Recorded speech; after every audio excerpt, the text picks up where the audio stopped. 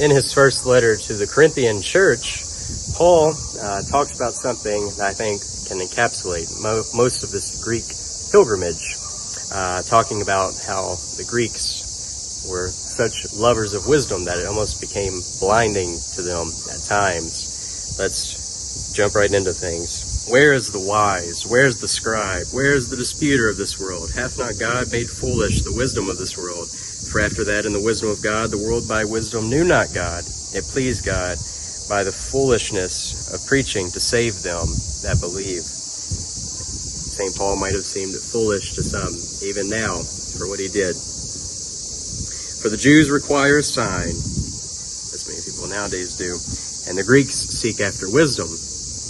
But we preach Christ crucified, unto the Jews a stumbling block, and unto the Greeks foolishness. But unto them which are called, both Jews and Greeks, Christ, the power of God, and the wisdom of God. Jesus as the wisdom of God, once again, this Logos, as we talked about in Ephesus.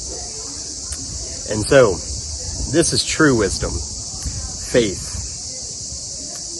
Not a wisdom in a worldly sense, but wisdom in the spiritual sense. And Paul, with all of his narrow escapes, his imprisonment, his eventual death, if not for preaching Christ crucified, it was all a waste of time.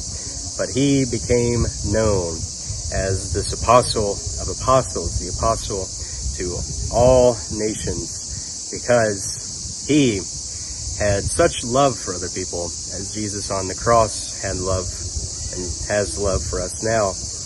And that is what Paul did at his best, was preach Christ crucified, the real risen power of Jesus, not wisdom stuck in statues, worshipped in temples made by human hands alone, but God, above all things, in all things, even with us, a God that is both personal, a God that is in our very hearts. And that is